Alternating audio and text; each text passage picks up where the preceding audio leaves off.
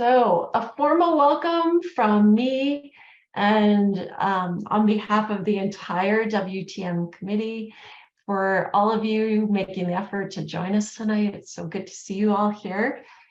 For those that don't know me, I'm Christine Francoeur. I'm one of the teachers here with the WTM committee, and I'm also a part of the volunteer committee. So I have the honor of hosting Dr. Phil Blustein tonight. So it's going to be a very special night. But before we get started, in the spirit of respect and reciprocity and truth, we must honor and acknowledge that we live and play in the traditional territories of the Blackfoot Confederacy, the Siksika, Kina, Piikani, the Tsuut'ina and Nakota nations, the Métis Nation, and all the people who make their homes in the Treaty 7 region of Southern Alberta. So for those of you who've joined us in the past, welcome. And I know there's a lot of you here. It's great to have you here again. And for those who are new or just joining us for the first time, glad that you've decided to come here and be a part of our evening. A reminder, we are a volunteer organization, and it was founded by our speaker tonight, Dr. Phil Blustein, and his passion for mindfulness is really what has driven this committee and all the related topics and speakers that we've been hosting and enjoying over the past 8 years. So if you're interested in some of our previous talks or offerings, or you'd like to review some previous teachings, you can find so many great resources on the website, thebreathproject.org. So when you visit thebreathproject.org, you'll see that there's a link for wellness through mindfulness there that will take you to our website with all of the speakers' formal recorded events. A reminder that our events are the first and third Thursday of every month. And with that, as per our question earlier, we're excited to let you know that we are going to be returning to hosting our events in person and online. So for those of you that maybe aren't quite ready to join us in person, you still have an option to participate online. Or if you review our COVID policy and our wellness policy, there might be some things in there for you to consider that might not be the best choice for you to attend in person. We are so thankful to continue to offer these events online too. So when you come to register for our upcoming events, you'll actually have a choice. You'll be able to say in person or online. So you will have that option. Our first event that will be in person will be with Lisa Strogel, and that will be on March 16th. So that will be our first one. It'll be back at the Shaganappi Community Center. So please visit our website to get all the details.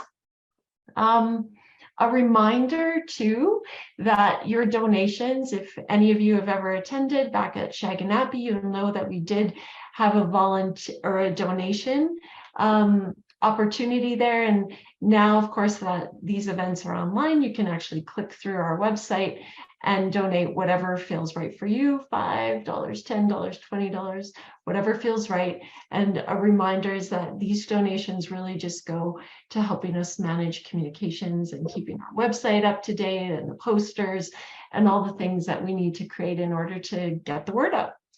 So with that, what is coming up is we have our next talk on March 2nd with Deborah Carnett, and she's going to be talking about mindfulness and coping with pain, physical or emotional. So that will be a wonderful talk. And following that will be March 16th, which again will be our first in-person event at the Shaganappi Community Center. So that is listening through sensation, a guided pathway to your whole person intelligence. So this will be a talk, and it will be followed by crystal bowls.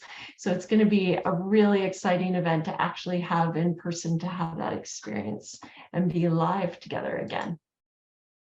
But for tonight, we welcome our Dr. Phil Blustein and his topic of mind embodied. So how to use the body to feel, not figure one's way through suffering. What is the body trying to tell us other than a physical sensation is present? What is here for us to understand? So learning some effective strategies to bring mindfulness to the body to help us deal with our stress and anxiety is what Dr. Phil brings to us tonight. So we're excited to learn from him as always. A reminder, he was actually a gastroenterologist for 39 years. So this is a medical specialist in gastrointestinal diseases. He believes strongly in the impact of stress in contributing to physical illness and symptoms. He has a long history of interest in contemplative practice and has studied Buddhism for over 28 years. He created the home website, which I mentioned to you earlier, thebreathproject.org, for his patients to help deal with their anxiety. The website contains many animated videos on meditation and multiple talks from various experts on mindfulness and meditation. He also wrote a book, which is wonderful. And if you haven't read it, I highly recommend. It's called Mindfulness Medication, a physician's prescription for stress relief. That is actually a free download from the website, or it can be bought on the website. So whichever works best for you. Phil is a large and main contributor to the wonderful evenings you experience here with the WTM. He's helped to create and support the community that we all get to be a part of. And I'm so grateful for Phil and his efforts for this. So after Phil is done his talk, there will be time for questions and discussion. So please put your comments in the chat box. I'll be happy to bring those forward to him so that we can continue the conversation and enrich the topic. We just ask that all questions really remain pertinent to the topic that Phil is covering tonight, and that any of the information that you're going to hear tonight really is with the intention to provide education. It's not a forum to deal with like individual or specific personal issues. So wellness through mindfulness, and tonight's speaker, Dr. Blustein, we welcome you. Thank you, Phil, for being here. Can't wait to hear what you have to share. Thanks very much, Christine. That's always such a kind introduction that you give, and a wonderful explanation of what WTM is about. And so what I'd like to address tonight is about mindfulness of the body. And historically, when we think about mindfulness of the body, what comes to mind? The body scan. And what is the body scan? It is awareness of the physical sensations of the body in a progressive way.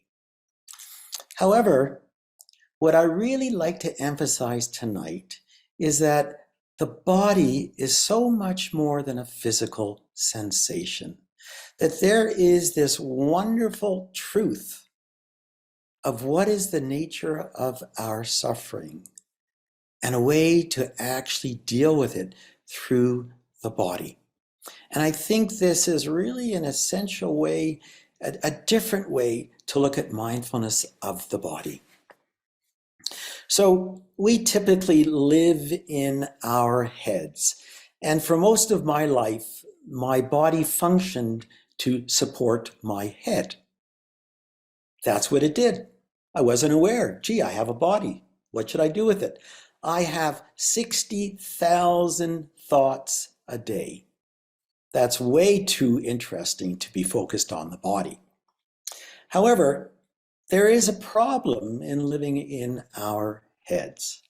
And the first problem is that we're never really with what is. We're always with what was or what if. In other words, we interpret everything that we encounter to make sense of what is existing in our life.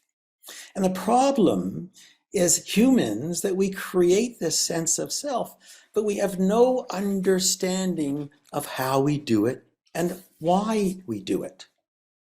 When we're really stressed, you know what happens to our brains? They shut down, they go offline. That what happens is that we resort to more primitive functioning of our minds. And so the essence is you can't talk your way through your suffering because your brain isn't listening to you. The only way you can deal with your suffering is not to figure it out, but to feel it out through your bodies. So the beauty of being connected with our body is that our thoughts and emotions are reflected through our body. Everything is interconnected, and that there is this reciprocal relationship between what we think, what we feel, and what we sense in our bodies. When you're in your body, there's only one place you can be, the present moment. You can't be in the past, you can't be in the future. Your body doesn't think. It's not discursive, it's not judgmental. It just is with what is. The other tremendous advantage of trying to be with situations through your body is that there's less of a sense of self or I-ness in your body as opposed to your thinking mind. So this provides an opportunity to disengage and not attach to your body, to your mind. However, there is one problem that can surface in being in the body. And what does our awareness do? It identifies with everything. So it identifies with the sense of self. And the sense of self owns the body. So the problem that we encounter is that the body becomes my body. And when our bodies suffer, we suffer. I have a concern that we've almost gone overboard with the sense of the body, and that we have tended to almost demonize our minds. Our minds are valuable. And I think what we need to address and look at is how complementary our body and our minds work together. And can we integrate the thinking, doing mind with the feeling, being body? And this is the essence of what I'm going to try and outline tonight. What are the ways that we can approach our body to learn from it and to use it to heal our suffering? So, first element, awareness of the body. I would invite you to do a short meditation. And I wondered if you could just sit up straight, close your eyes, and bring awareness to whatever appears to you.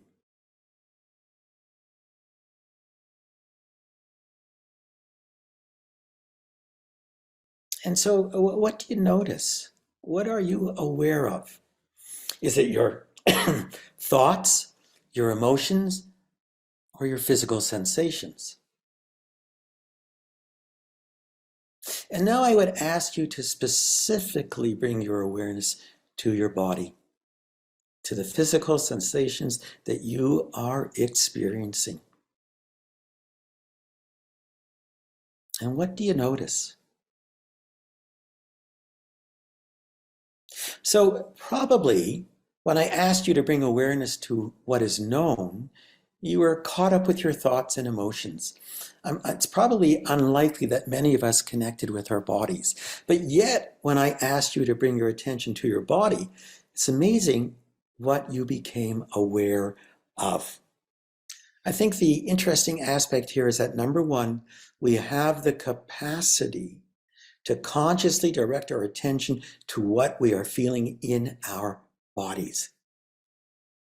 So, how do we focus awareness on our bodies? You know, mindfulness is great if only I could remember to remember. What is really important to be able to bring awareness to the body throughout your living day are cues. And these are reminders to you what you should be looking for.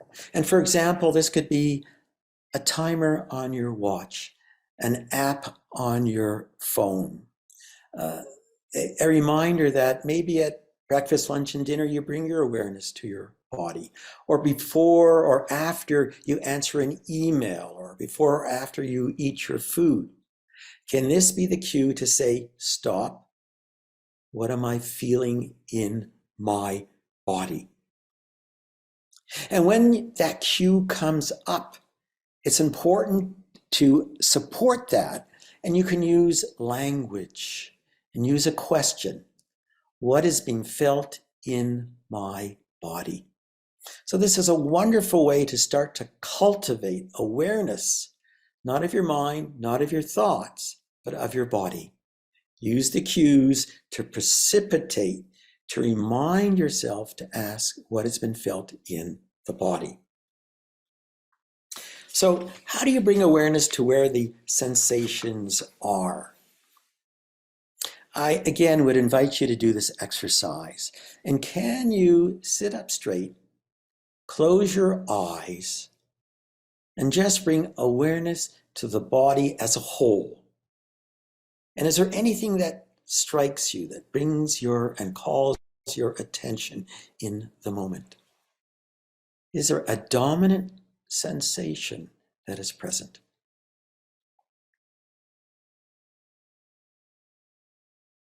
And another way to try and bring and focus awareness on the body and where the prominent sensation is to do what is called a quick body scan. Again, awareness of the body in a successive fashion.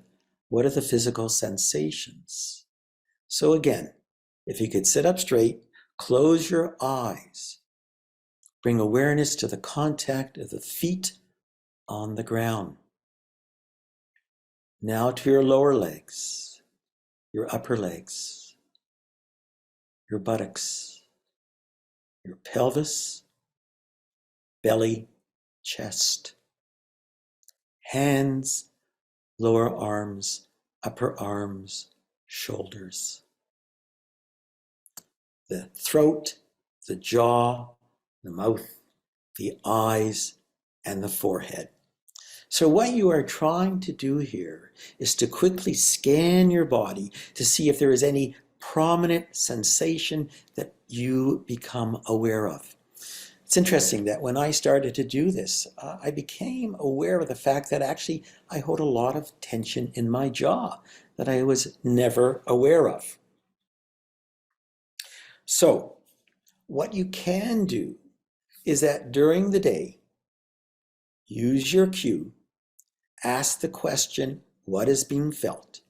And then either have open awareness to see what is the dominant sensation that is present, or do a quick body scan to focus in your body what is present.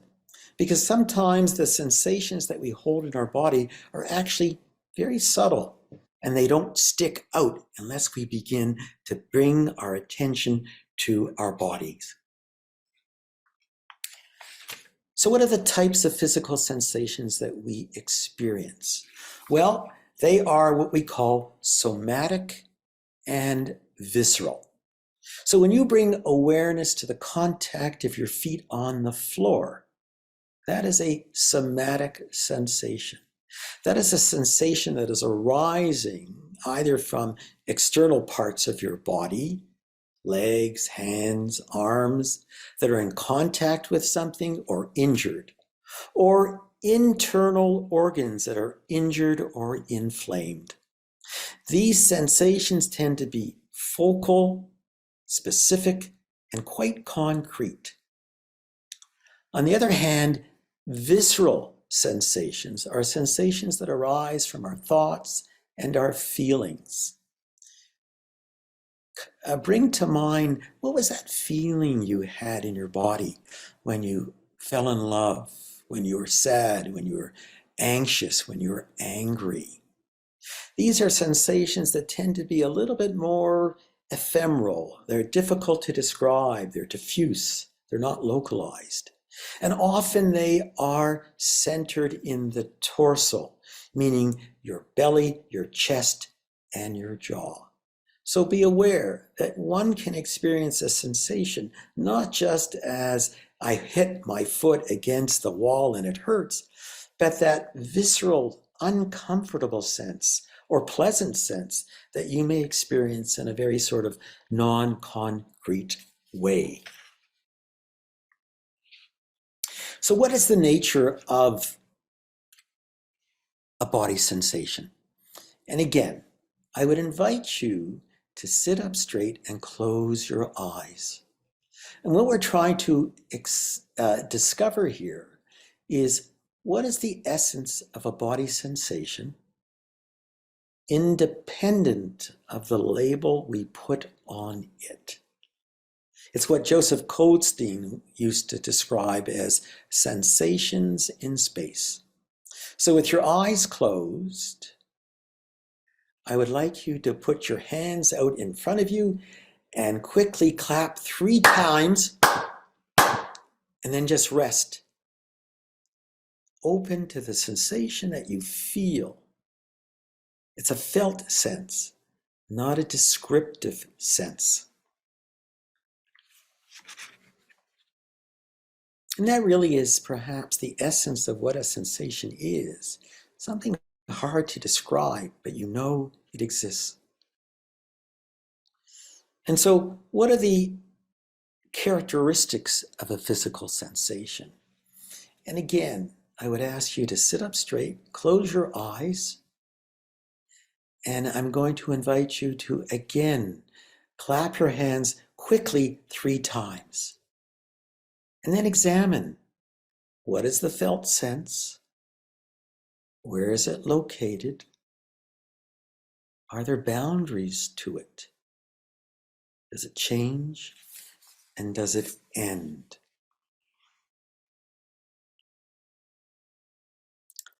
Bringing awareness to the essence and to the physical characteristics of a physical sensation is a great way to anchor your awareness into the body. Number 2, labeling. Labeling is a great way to help you approach your body.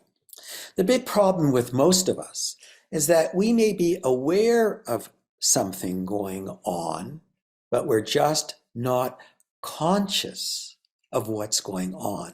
In other words, there's no what we call meta-awareness. We just don't know what we know. We become so engaged and involved in the story that really all that exists is anger and fear and pain and sadness without knowing what it is that we are experiencing.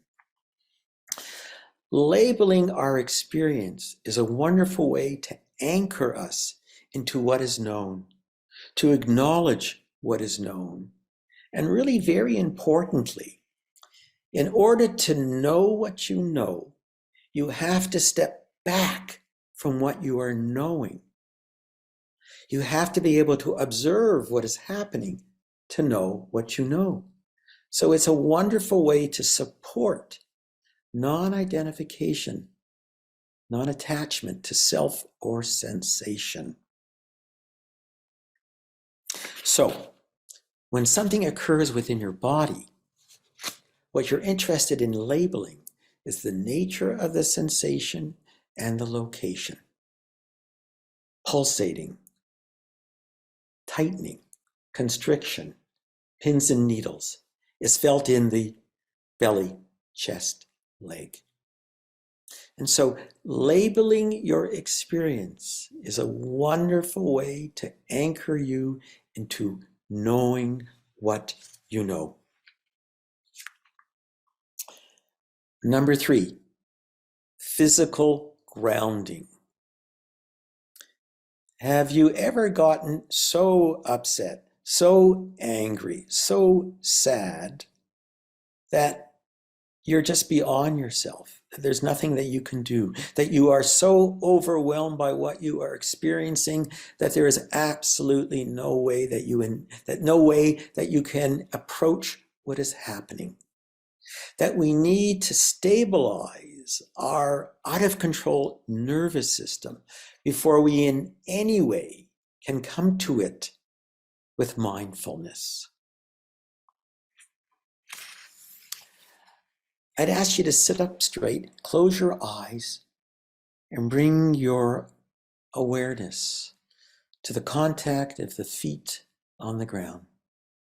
What are the sensations you feel? Are they neutral, or do they provoke anything? And now bring awareness to the sensation of your buttocks on the chair or the ground. Is it neutral, or does it provoke anything?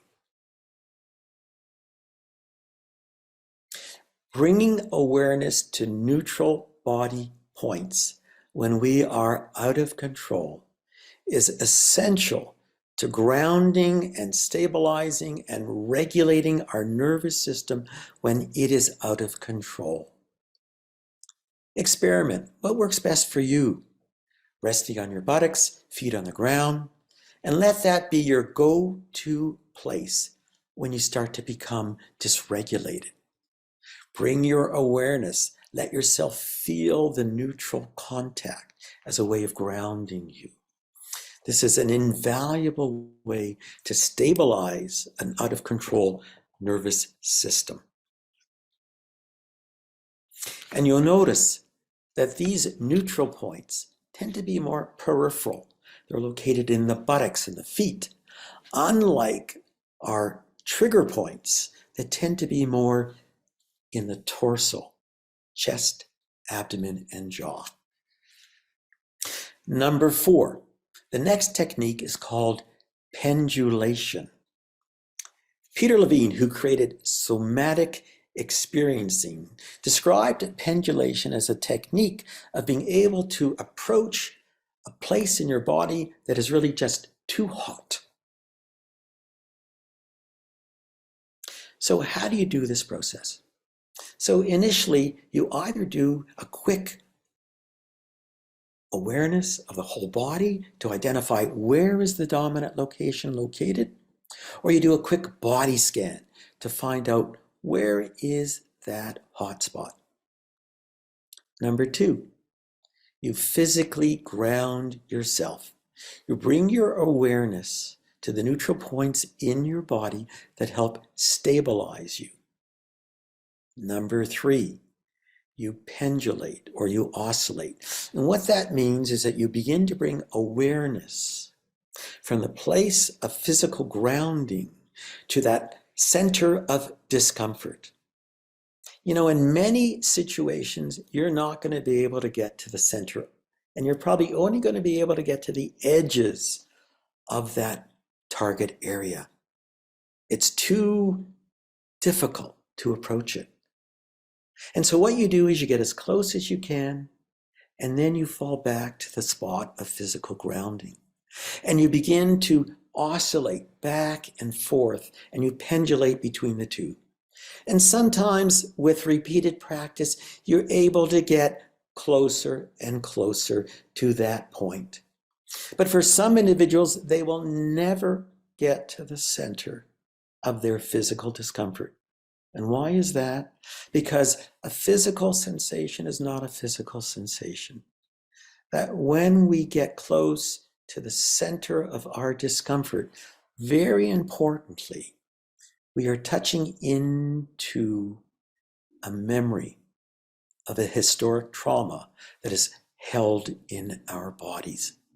And that it's okay if you can't get that close. But hopefully over time, there is this capacity to desensitize the hot spot and allow for this integration of the polarity between stability and excitation. Number 5, breath as a support. The breath is a wonderful tool to help regulate our out of control nervous system. And it can be extremely valuable to bring the breath in to support our bodies when they are too difficult to approach. And so it's very important to bring a breath that is deep, that is breathing slowly, that is from the belly, and very importantly, where the exhalation is prolonged relative to the inhalation. When we breathe out longer than we breathe in, we are stimulating the parasympathetic component of the autonomic nervous system that promotes relaxation. And particularly if you do pendulation, bring the relaxation part of the breathing when you are getting and approaching the hot spot. Number 6, sustain. When we practice mindfulness of the body, it's like going swimming in a cold swimming pool.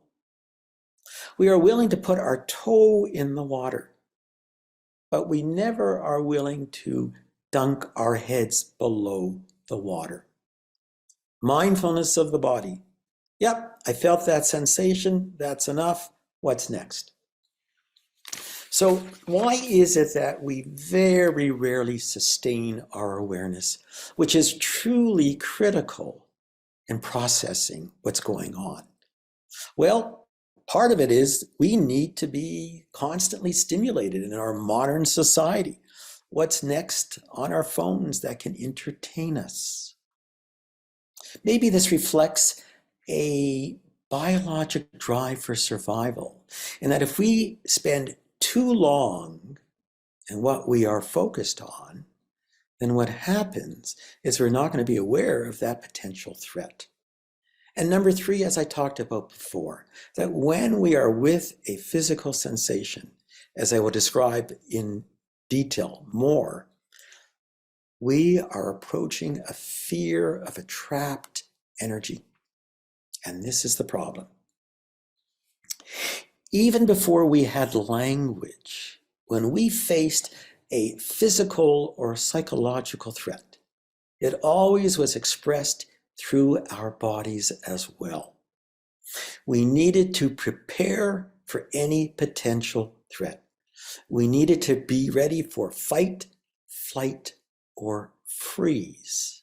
That whatever goes on in our thoughts and in our emotions is reflected in our body.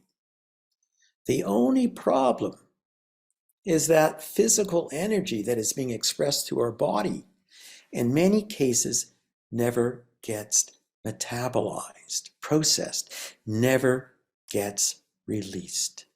So what we're faced with is that we are holding in our bodies the trapped energy of our historic trauma. That's why for some of us, when we are just at rest, our bodies aren't calm, but they're in a state of contraction, of subtle tension, because that is our trapped energy living through us in the present moment. That when we face a current moment threat, we again activate our bodies. We again have a physicality of energy that's similar to what we characteristically had when we were kids. And again, what happens? We don't process it. And then to add to that, when we become aware of the fact that we have this uncomfortable feeling, we're aversive to it. We create a relationship of aversion to what we are originally feeling. We keep compounding our stuck energy in our body. It never gets mobilized. We never create the opportunity to allow it to release. That is why sustained awareness is essential, because what we are doing is we're giving an opportunity for our body to metabolize this trapped energy and allow for its slow, progressive release moment to moment. And this is not something we're figuring out. Our bodies know what to do if we give it the opportunity to do it. Number 7, surrender into stillness and silence. So as we said before, when we become aware of a body sensation, we touch it and we leave. But if you examine the process of what is going on, every sensation that we have, thought, emotion, physical sensation, will come to an end. What we do is that our minds operate like a film. We're watching a movie. And what happens is that everything gets connected so that what we see appears to be a continuous stream, a continuous thread. But in reality, just like in a movie, there are these multiple individual frames that are getting connected together. So we never sustain awareness long enough to get into that place of stillness and silence. And first of all, that's a critical thing that we need to do. We need to be able to sustain our awareness until our physical sensation has ended. But we don't stop there. We don't exit. We bring our awareness then to the stillness and silence of the pause. Our discursive thinking mind obscures everything. There is no opportunity for anything to appear when we are constantly thinking, constantly doing. But very importantly, when we create the opportunity in the pause, valuable information can be revealed. Eugene Genlin created a approach called focusing. And the physical sensation represents a felt meaning, that there is a truth to what is being spoken to through your body. Have you ever had a gut instinct? Something has happened, and all of a sudden there is this knowing sensation. You just know what's the right thing to do. Is what is present right or wrong? And so by sustaining awareness to the end of the sensation, then having sustained awareness of the pause without any expectation, we create an opportunity for intuitive wisdom to speak. We need to be open to the unknown. There is no expectations of what might appear. We're creating an opportunity for our felt body sense to speak to us. And so this is something that I would suggest that you experiment with and see if it is of any value. And even if nothing appears within that silence, that in itself may be wisdom. You see, we are always in relationship with a created illusory sense of self.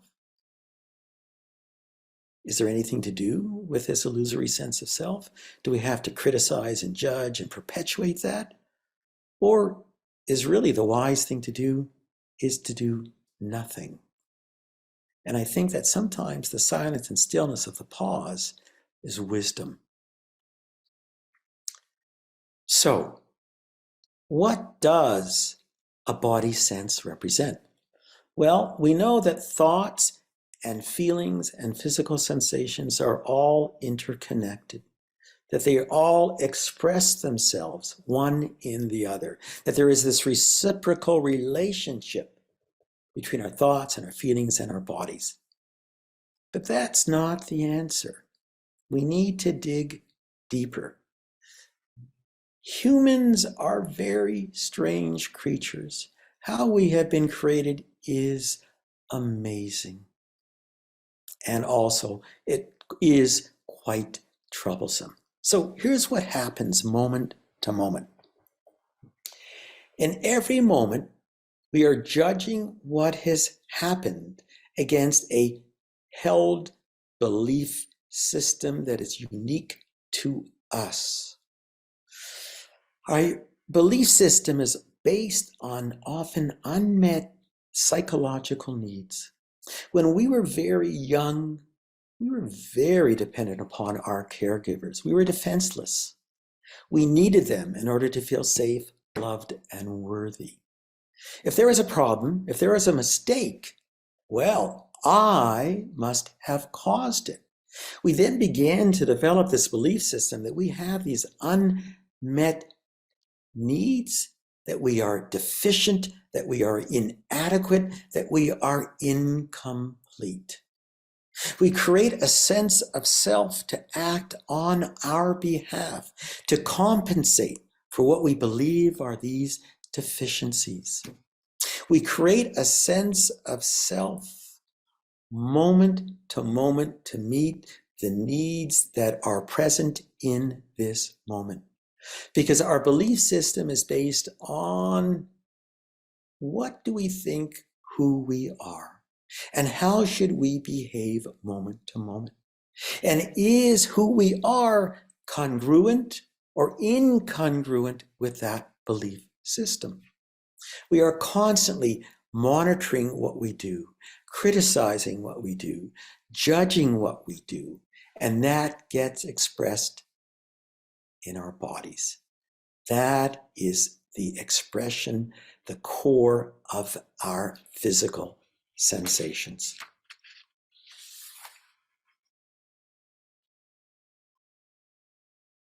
So how do we be in relationship with our bodies?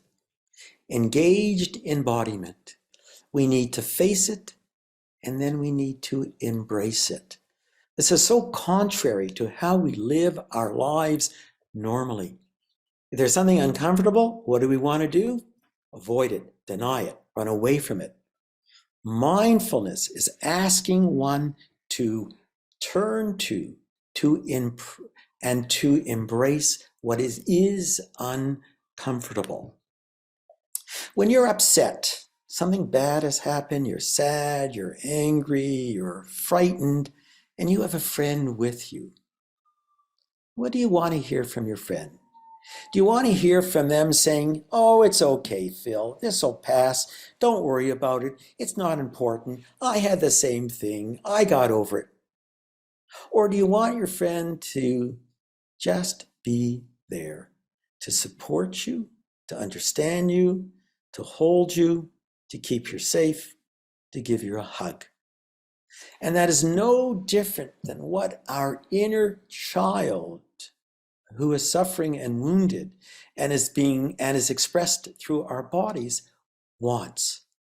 When we deny our physicality, we are denying the needs of our wounded child. When we have the capacity to turn towards our body, to allow it to be as it is, to accept what is being said, to embrace it, to be intimate with it, we are sending a message to our wounded child that it is okay, that it can be seen, it can be heard, it can be listened to, that we are there for the wounded child. So whenever we deny our physicality, our body sensations, we are telling our child it's not safe, loved, or worthy. It is so essential to embrace our physicality as a way to transform our wounding. Because what happens is that our constructed sense of self realizes, hey, there's someone here to keep me safe. It's okay. These stories are not as threatening as I believe they are. That I have the capacity to be in relationship with what my critical mind is saying. That I can begin to let them go. I can begin to non-attach. This is the essence of what we're trying to do. So what we're trying to do with mindfulness of the body from this perspective is to rest in and be the body, not be the one that is the body. But this is actually a lot easier said than done. Again, why? Because we're touching into the trauma of what we've held before. So one technique that you might try to deal with one's agitated body is to try and look at the body as a physical sensation, as an opportunity, as a way, as a baby step to begin to allow yourself to connect with your body and not get frightened away. So when you are facing a body that's agitated, can you, with laser focus, direct your attention to what is the physical sensation? What is being felt? What are the boundaries? How does it change? Does it end? And this may allow you to get closer to your body because you are, in essence, sort of insulating yourself from the wounding. But let's be very clear about this. I'm not saying that this is an attempt to dismiss the wounding. This is a strategy to maybe allow you to get closer to your body that still feeds back to the wounded child that it's okay, that someone is still here. The mind is also very important in supporting this process. In time, as we begin to see the process of how our sense of self is created from our wounding, we begin to deconstruct the self, disentangle, non-identify, and ultimately not create the self. As the intensity of the self decreases and we don't identify with it as much, its expression through the body is decreased. We often hear about bring loving presence to yourself. Bring compassion to yourself. And whenever I hear that, it almost sounds like, well, you know what? I'll just get some loving presence off the shelf and bring it down and help myself. But you know what? That's pretty difficult. You have to understand that it's difficult to be both the one that is offering the loving presence and the one that is receiving the loving presence if they're both the same. It's a bit confusing. What am I trying to say? There is a sense of self that's witnessing everything. And it says, there's that self over there. And it hasn't acted in a way that's really right. Well, I think I'll offer suffering to it, but offer compassion to it. But the problem is, what's offering the compassion is the same. That is what is suffering. So there is one strategy that one can use in order to facilitate bringing a loving presence to what is going on. The big problem that we have is that we identify with the sense of self. As soon as awareness is aware that there is an I, it immediately says, that must be me. Who else would be talking to me through my head? Well, that sense of I, it's difficult to non-identify with and non-attach to. However, if one could in some way move beyond the sense of self to the wounded child, that might be an easier way to extend compassion and non-identify with than this sort of ephemeral sense of self. So when you are charged in your body, thoughts, or emotion, if in some way you can bring an insight that what is calling to be heard is your inner child, it may be much easier to non-attach to the suffering, and it may be much easier to offer compassion to the child. So I'd like to do one last exercise with you. And I just want to preface this exercise by saying, if in any way bringing a memory of when you were a child could be triggering to you, create suffering, and don't do this exercise. Be safe.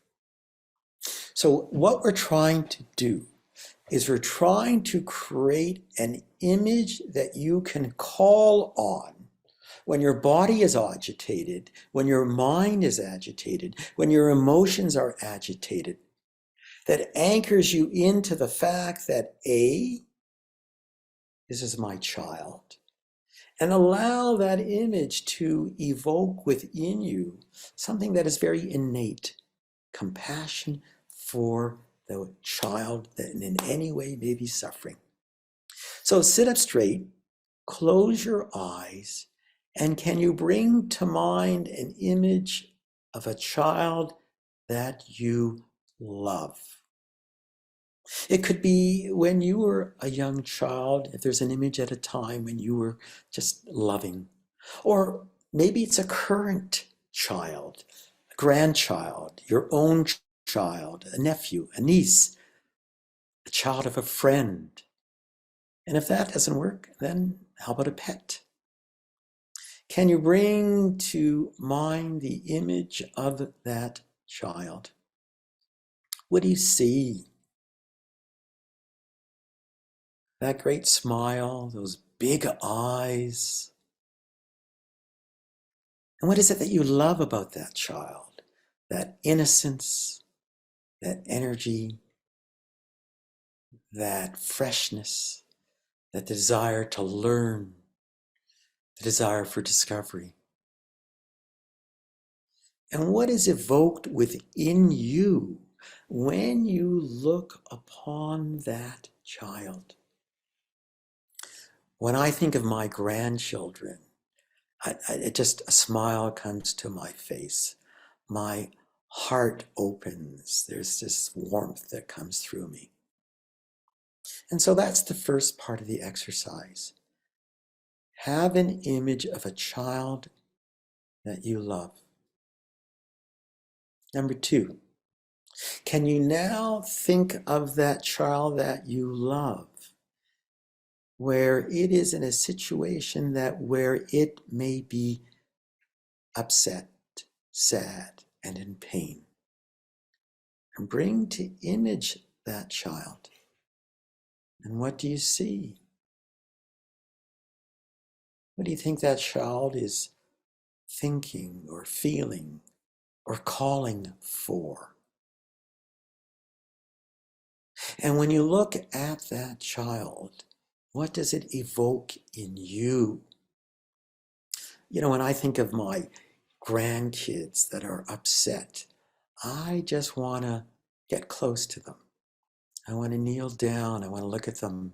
I want to see them eye to eye. I want to put my arms around them. I want to hold them. I want to comfort them. I want to let them know that they are loved. And so this can be a very valuable image and memory that you can call on when you are in some state of agitation and upsetness. It's a way of thinking, this is my child that is calling to be heard. And one way of helping to initiate that is asking some questions. In that moment when you are overcome by that body agitation that's a little difficult to face, you can ask yourself, who is calling to be heard? Or what is calling to be heard? And these open-ended questions can strike an answer that's not conditioned, but that comes from a place of innate compassion and wisdom. And if that question isn't helpful, it may be of value to ask, what does my inner child need in this moment? And it's a wonderful way to cultivate a loving presence for that wounded child that is calling to you in the moment. So in summary, what I was trying to share with you here was the fact that the body is not a physical sensation only, that there is something very deep, important, that there is a truth calling to be heard through our bodies, that we need insight to understand that it is our wounded child, our unmet psychological needs, that is being expressed in a physical way in addition to our thinking and feeling minds. And that if we have the capacity to understand that, we can come to our bodies with a different approach, not one of aversion, but one of compassion, of intimacy, of caring, knowing that in being able to bring this to the body, we are telling our child that it is safe. And in doing that, we have the capacity to begin to disentangle and not attach from our sense of self, and provide the opportunity for our wounded child to have healing through the innate knowledge of our bodies. So with that, I will end my talk, and we will open this up to a Q&A that Christine will moderate. Yes. Oh, Bill, as always, much here, much wisdom for us to consume.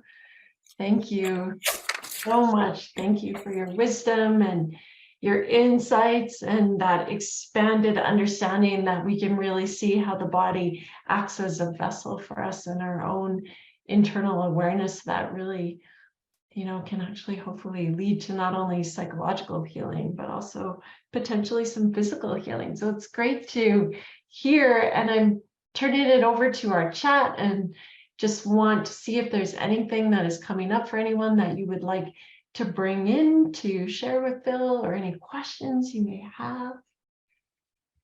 I think the one thing that is arriving for me, Phil, you'll see in the chat, I put several comments from your talk and different ways for us to bring that wisdom for ourselves. But when I listen to you talk about compassion and the effects of that, do you think you would see compassion as really that gateway for us in terms of really the prescription here? Like, is that really the way in? I mean, we can look at a practice of loving kindness, but like, oh, we need the awareness, but really the balm or the salve of compassion to be here in order to allow for this practice to really thrive.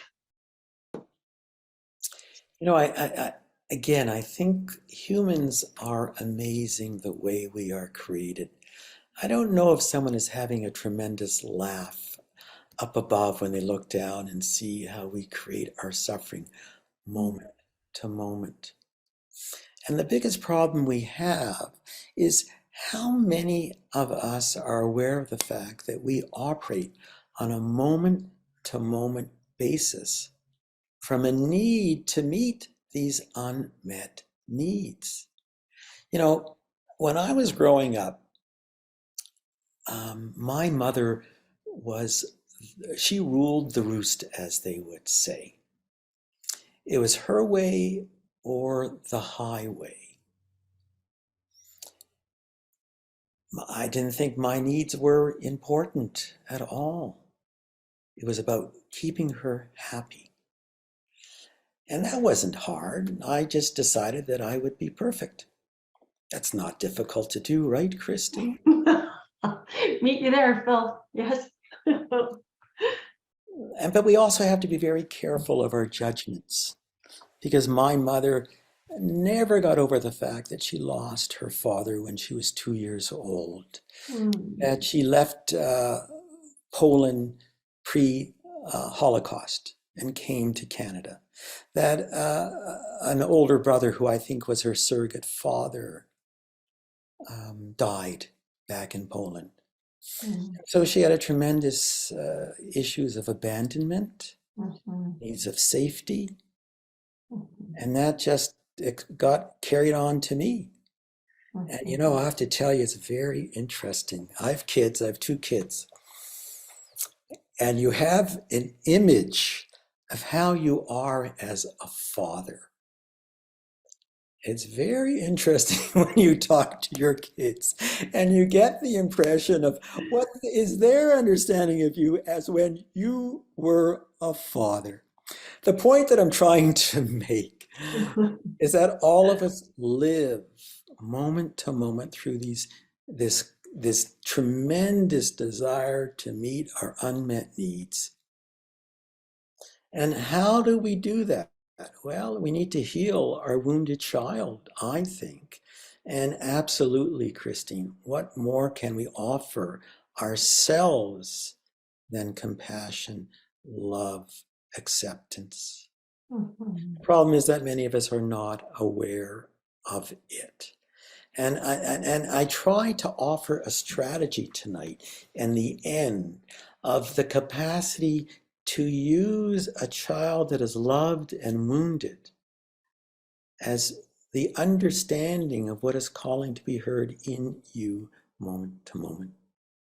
And if we can feel for the wounding of that child, we are feeling the wounding of our wounded child. And I love that you're talking about this, Bill. And when we think about trauma in the body and how it's been held, I mean, it really is us at some point being threatened in whatever way, that might have been. We had a reaction that was never really fully released or dealt with at the time. And so it goes back into storage in the body. For us, we'll deal with that later, for whatever reason, whether we were even capable to deal with, whether we had awareness of it, whether, even if our ability or capacity to actually even deal with the trauma. And so when you think, like, I guess for me, the invitation I see for us is even increasing the understanding, that there's small t trauma, but then there could be big T trauma. And that really for us is just like we are having a life experience. So pretty difficult to move through life without any trauma. And I think it's like releasing that stigma of trauma to say that, this life is here for us to live and there will be things that happen. I'm just going to comment on that, but while I'm doing that, Christine, I wondered if you could enter into the chat. I think there are three wonderful resources. Sure. The one is Peter Levine, who wrote Waking the Tiger, who created somatic experiencing and basically how our body is the vehicle to deal with our stress. And Bessel van der Kolk, who wrote, what was it called? The Body Keeps the Score. And so these are two wonderful resources that are available for you. And if you also want to be able to access a formal body scan, on the WTM website is a wonderful body scan led by Christine Francoeur. So I just wanted to have those as three resources that are available.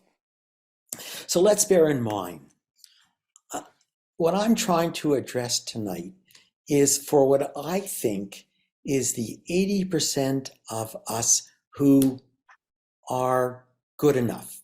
Good enough in the sense that, maybe we just haven't had the terrible trauma that many people experience.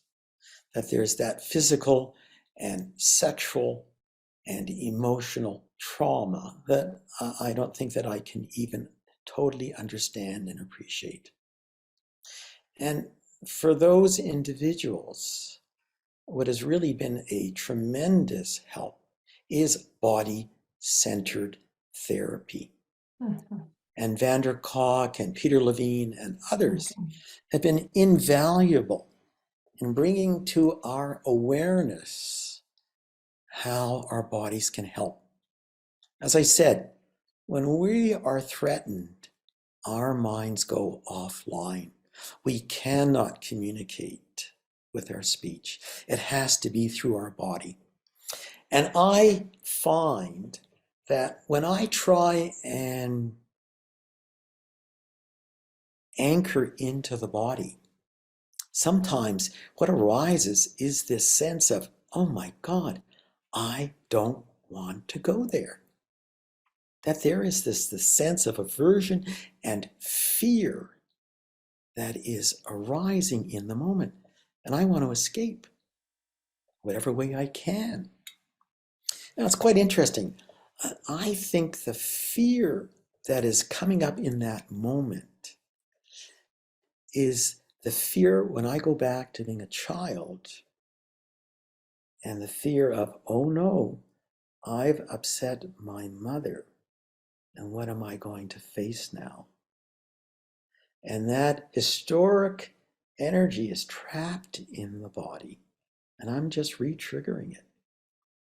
And so I think this is one of the big problems we face when we try and connect with our bodies. It's not just simply being the body. We have to contend with the associated fear. And I think when we can do that, it becomes invaluable. And that's why I think it's so important. I think one of the most important things, other than being aware that your body is agitated, is the capacity to sustain awareness until the sensation ends. I just don't think that is emphasized enough. It's really, are you aware of your body? Great, you've done the job. No. And the other wonderful thing is this interrelationship between our thinking, reflective, doing mind and our receptive being body. And I think it's the union, it's the complementary work between the two that can provide us with the opportunity of healing our wounding and moving forward. So that we're not always constantly vigilant. Is this right or wrong? Our self is constantly monitoring what we are doing moment to moment. There was a question there, I think. Yeah, I was just going to say, Phil, are you saying that releasing compounded stress can be attained through the compassion we show the stuck inner child, and compassion for that entity allows the release? I think it's certainly part of the story. You know, all of us tend to operate in different ways. Some of us live in our heads, some of us live in our bodies. For some, one technique works really well, and for others, other techniques don't work as well. I know for myself, for most of my life, I lived in my head, and I really wasn't that aware of my body. And I have to tell you, I am so happy that I am giving a talk on embodiment. That says so much for me that I'm moving out of this place and moving down into somewhere else. And there's no question that the mind is really valuable. You know, Buddhism talks about this sense of not self, and I really couldn't understand that. And it was through my thinking mind that I think, I feel that I begin to understand that I have a self, but that is not necessarily who I am. And that was through my thinking mind. And that was through the capacity of understanding the process of how I create my reality moment to moment. It's understanding my wounding and being able to see how I'm operating to protect that moment to moment. But on the other hand, yes, that a lot of body-centered work, and people have shown that yoga, Pilates, Qigong is also very helpful in connecting with our bodies and mobilizing this trapped energy. And that bear in mind, some of us need therapy, absolutely, to deal with it. But for many of us who are, as I say, good enough, that the trauma hasn't been that difficult, that I do think we have the capacity to be able to bring understanding and feeling and compassion and integrate our bodies and our mind to help us. That there aren't enough therapists to go around in this world to help every one of us. And so I think we do need to be able to take ownership and responsibility for our healing. But bearing in mind, it depends on the intensity of what your trauma was. And for some, it's you just can't do it yourself. You really do need help. I love nowadays what happens is that, I watch movies, right? We all watch movies. And there's some movies that, oh my God, you become the character on the screen and it evokes these feelings. And I look at these movies and I say, no, I don't want to watch that one because it's going to make me upset. But now I tend to say, you know what? I think I want to watch that one. I want to practice with not feeling well. I want to practice with that feeling of discomfort and dis-ease and unease in my body.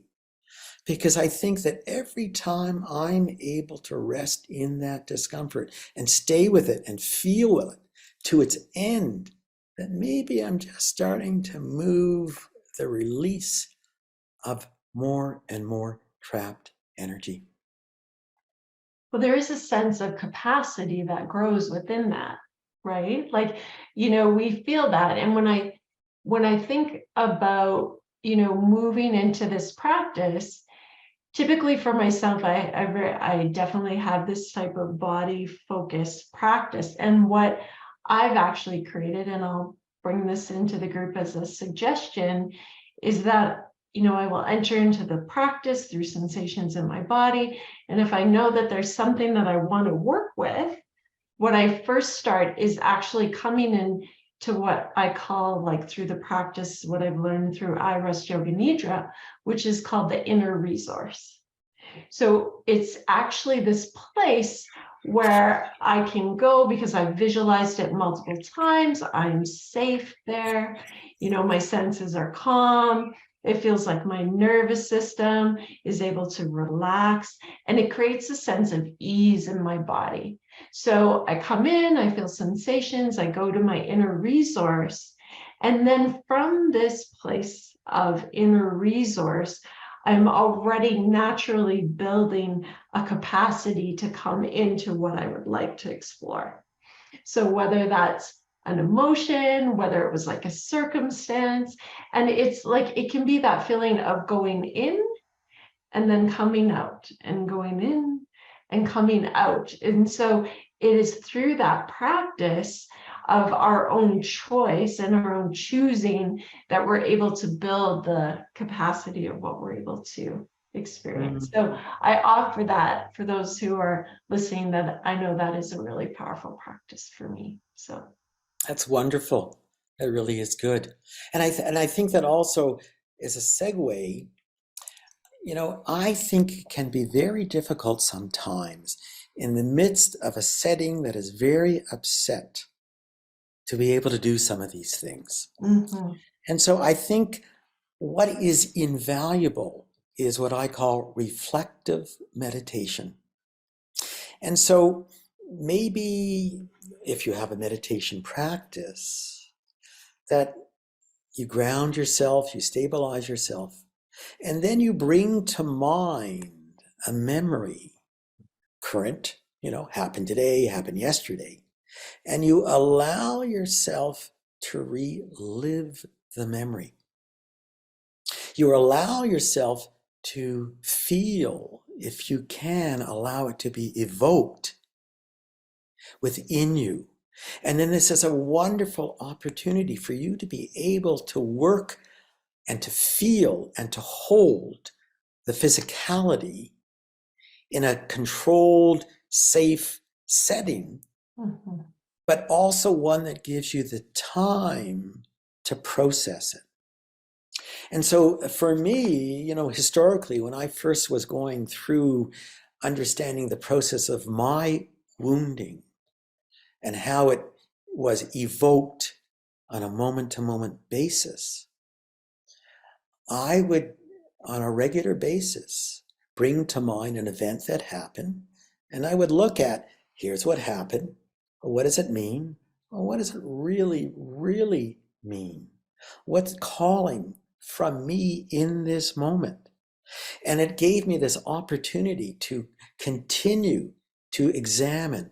And I think that what happens is that after time, we desensitize the process. Because after a while, you know what happens? Same old story. I've heard that one a million times before.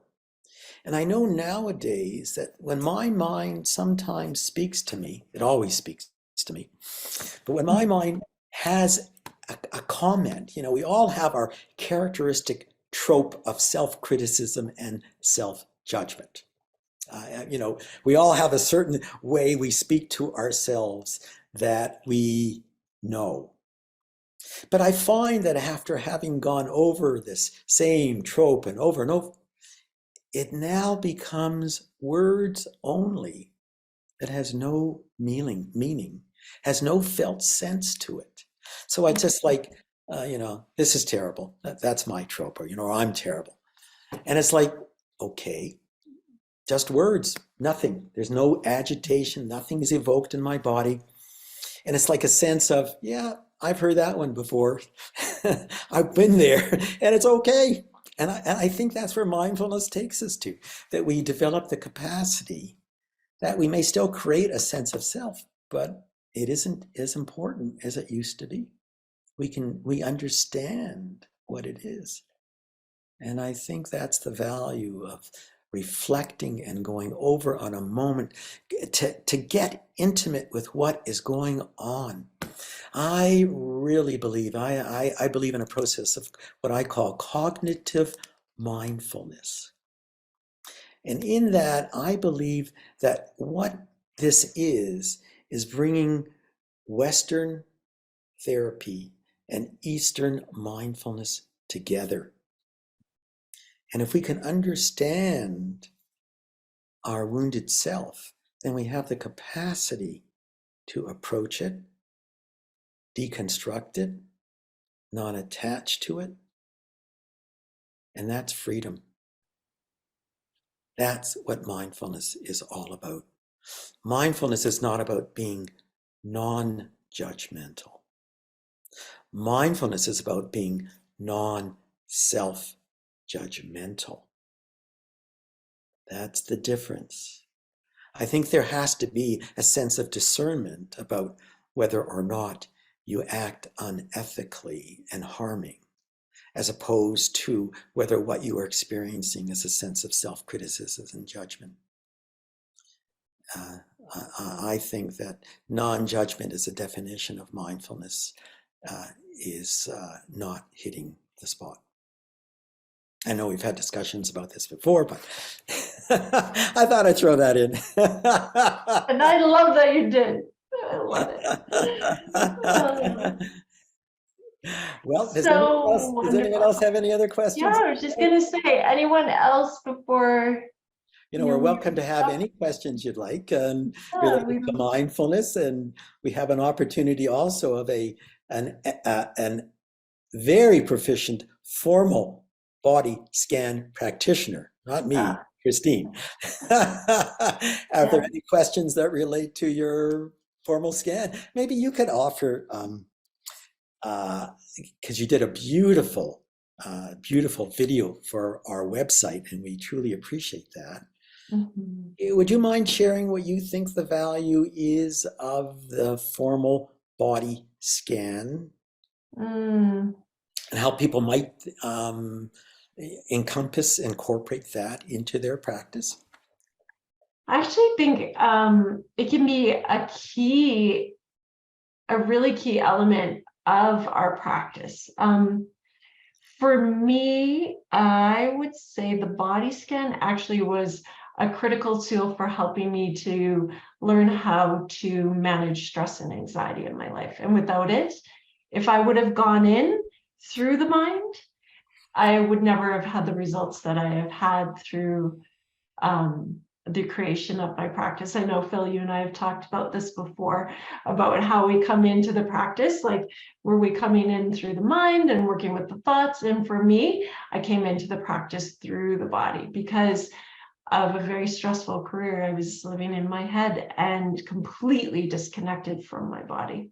And so it was actually through body scan that I was actually able to come in to a fuller sense of self, that observing, like what you're talking about, to be able to come back, to be aware that I am aware, and then actually to open up into non-dual. So that feeling of oneness and what that actually means for me in terms of my overall well-being. It just opened up so much space for me, but I also say it was gradual. It was a very gradual process, and that takes time to be with ourselves, to be with the sensation or even pain or the big emotions that are here. But for me, it is pivotal, and it is an anchor of my practice that would be lost without my body scan. Well, that's wonderful. And I'm not in any sense denigrating the body scan. No, I would never. Yeah, it's But, like for me, the body scan lives in the interactions of life for me now. Like I can feel a whole response in my body as opposed to just a response in my mind.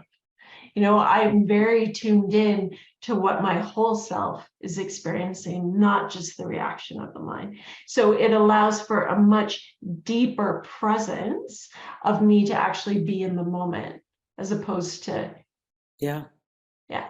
So that's been key. that's wonderful.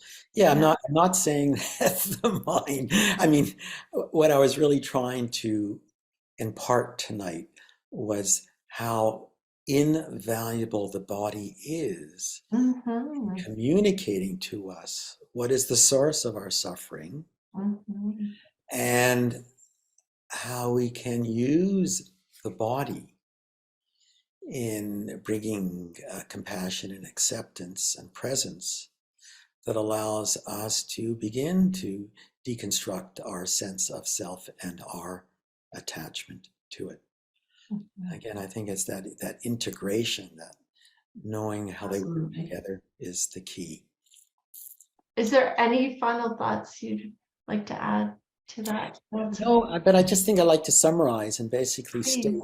that it's really important to be aware of the fact that the body is more than just a physical sensation, that we need to bring awareness first to the body, and asking what is being felt can be very helpful. We need to label what is present by cramping is felt in the leg, and that helps us to anchor and to not identify. If we're really agitated, we need to physically ground, whether it's the soles of our feet or our buttocks. And that pendulation, when things are really hard to deal with and approach, can be very valuable in terms of oscillating between the point of neutrality and the point of agitation. I think what is essential is the capacity to sustain awareness until the physicality extinguishes.